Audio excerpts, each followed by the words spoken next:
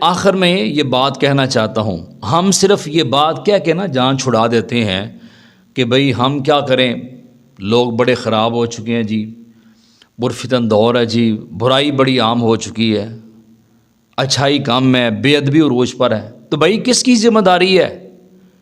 نیکی کی دعوت دینا، برائی سے منع کرنا، خود نیک کام کرنا، برے کاموں سے لوگوں کو بچانا اور خود بچنا کس کی ذمہ داری ہے؟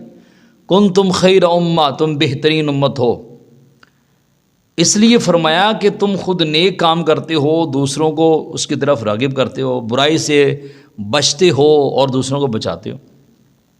بھئی آپ کوشش کرتے رہیں، آپ کو اللہ تعالیٰ اجر عطا فرمائے گا۔ آپ اپنی استطاعت کے مطابق آپ کام کریں گے، اللہ تعالیٰ اپنی شان کے مطابق تمہیں اجر عطا فرمائے گا۔ کرتے رہیں۔ اگر آپ پوری دنیا میں انقلاب نہیں لا سکتے، اپنے ملک میں لے آئیں، اپنے ملک میں نہیں لا سکتے شہر میں لے آئیں، شہر میں نہیں لا سکتے اپنے محلے میں لے آئیں، اپنے محلے کے اندر نہیں لا سکتے اپنے گھر میں لے آئیں، اپنے گھر کے اندر بھی بات آپ کی نہیں چلتی، کم سے کم اپنے آپ کو تو ٹھیک کر سکتی ہو نا، اپنے آپ کو ٹھیک کر لیں، اپنے آپ کو سدھار لیں۔ یہ سب سے بڑی تبدیلی ہے، سب سے بڑا انقلاب ہے۔ اپنے سے جب کام شروع ہوتا ہے نا تو اس وقت پھر تبدیلی شروع ہوتی ہے۔ لوگ کردار دیکھتے ہیں، کردار۔ مسلمان جو ہے وہ حبشہ کے اندر جب تشریف لے گئے اور وہاں زندگی گزارنے لگے تو ان کے اخلاق، ان کے کردار کو دیکھ کے وہ جو لوگ تھے نا عیسائی تھے اور وہ مسلمان ہو گئے۔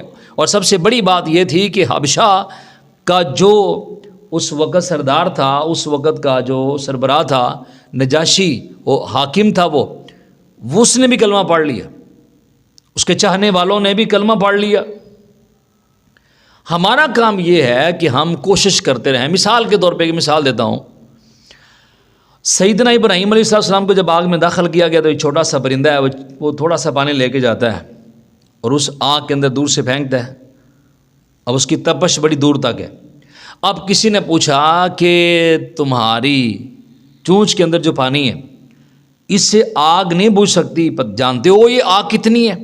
اس نے کہا جی میں جانتا ہوں آگ بڑی ہے، میرے اس پانی کے قطرے سے آگ بجھ نہیں سکتی، لیکن اتنی ضرور بات ہے کہ اللہ پاک میرا نام آگ لگانے والوں میں نہیں لکھے گا، بلکہ میرا نام جو ہے وہ آگ بجھانے والوں میں شمار فرمائے گا۔ ہم آگ لگانے والے نہ بنیں بلکہ آگ بجھانے والے بنیں۔